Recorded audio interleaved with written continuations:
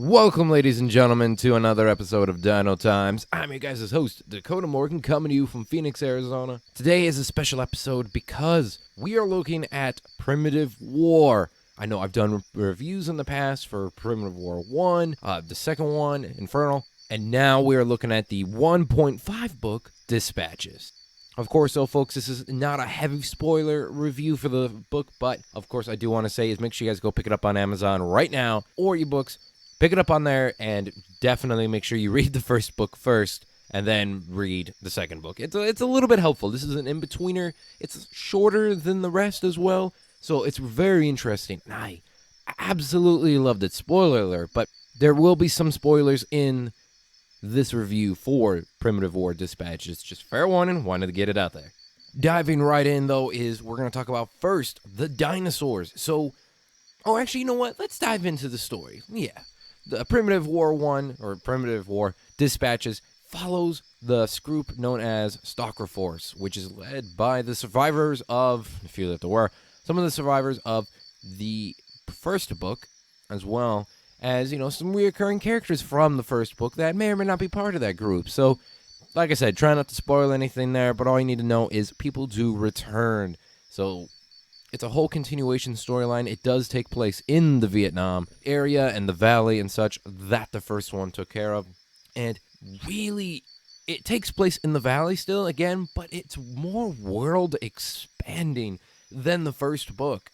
Like, it expands it even more, and the second one, by a long shot, expands it. But it's while you're still in the valley, you still feel more world development with how the characters are, bringing in new people, having the old people still around, and seeing new dinosaurs and prehistoric creatures that you did not get a chance to see, and seeing ones you saw before, but expanded upon how intelligent the Utah Raptors are. And, like always, how much these are animals. Also, in the fact, too, new characters that are in the second book, they're introduced in this book, which I read it backwards. I read 1, 2, and then Dispatches. But if you want to keep it up in order, make sure you guys read Dispatches. You'll really enjoy it. And you could see the seeds that were planted in Dispatches that later pay off in the second book, which is very beautiful to see. The story, though, does explore the more natural behavior, as I mentioned, with the dinosaurs and prehistoric creatures, which is awesome. It's what the book has done. It makes them seem like they're monsters, but then in reality it shows, too,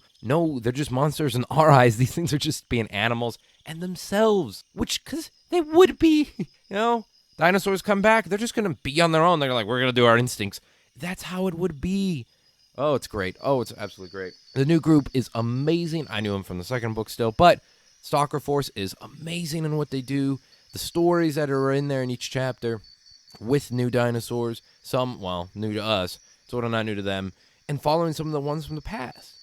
Really, really great, and exploring more in depth into the characters from the first book, plus as well as the newbies.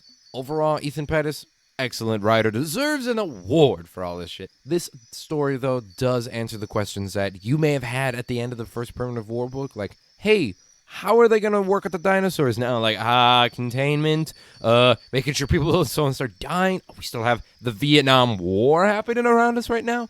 What the hell are we going to do about this?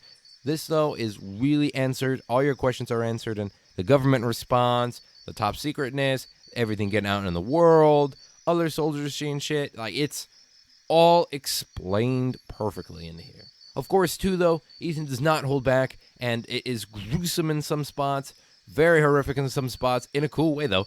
And, of course, really action-packed, drama-filled, sadness, comedy in there. It's all in there that you've known to expect from Ethan in Primitive War. You get it in this one, folks. It messes with your feels. With the feels. It messes with them. Although we've mentioned it a few times already, though, the dinosaurs I will give you a list of in here, because I don't want to give you a list of the humans because that's spoiling.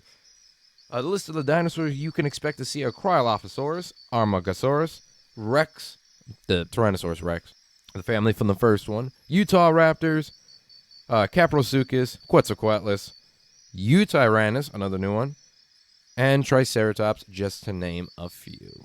Be sure to be prepared for yourself for that. Like, they're handled in such a way, the Americosaurus, oh my god, I love them, my favorite sauropod almost.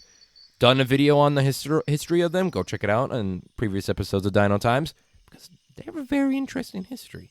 So, yeah, folks, that's Primitive War Dispatches, to say the least here. Well, you know what? We shall talk about what Stalker Force is. Stalker Force, that is the group that you follow with the survivors. Like I said, I'm trying really hard not to spoil who they are, what characters are there. But the Stalker Force is a group made up of the survivors and newbies that go in, track down, contain, hunt out, kill, necessary, the dinosaurs and prehistoric creatures. Some of them, like Quetzalcoatlus, Utah raptors, which really cannot be left alive. And then making sure animals stay contained in their enclosures. Well, I should say just in behind walls and stuff like that are being built by the U.S. Army Corps of Engineers. Which makes sense. That makes total sense. And so we have, honestly, it really does. It was like, oh, yeah, neat little detail.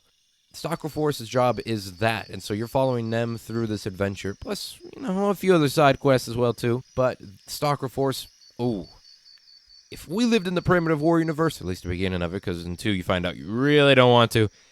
If we were in Stalker, I just want to be in Stalker Force. I really do. Babasu is the artist for the comic. I actually have commissioned a piece where it's me and Xavier fighting off some Utah raptors because Xavier's boss. Just gonna put that out there. But yeah, it leaves me for a loss of words, like the first book does and the second book. And let me tell you, folks, you're not gonna want to put it down. You're gonna be like, oh, I just want to read more and more and more. And when you're done, you're like, all right, cool. I get to go to the second one or reread the other ones. Who knows? Thank you, everybody, for tuning into this semi-short review, though, for Primitive War Dispatches. Hopefully you guys have enjoyed it. Make sure you guys go pick it up on Amazon. Leave a review on there on Amazon. It helps Ethan out plenty. Share it around on social media, promotions, that sort of jazz. Stay tuned for a lot of stuff coming from them. And, of course, for more Dino Time, subscribe for more on the channel. Leave a like on the video. Comment down below. What's something you would like me to review? Or a dinosaur you'd want to cover for a profile. Or prehistoric creature as well. Video game to play, whatever it may be. We'll talk about it on the show. And, of course, more interviews. We got plenty more interviews on the way here. So don't worry about that, folks. I'm saving a couple. They're going to be coming out pretty soon here. But don't worry, they're coming. They are, I swear. And, of course, folks, if you want to follow me on social media, I'm on Twitter at DakotaMorgan3. Instagram at Dakota_Morgan97. And on Twitch, CodaRex97. If you want to follow me and my adventures in comic book writing, animal caretaking, all that jazz like that. Thanks, everybody. And, of course,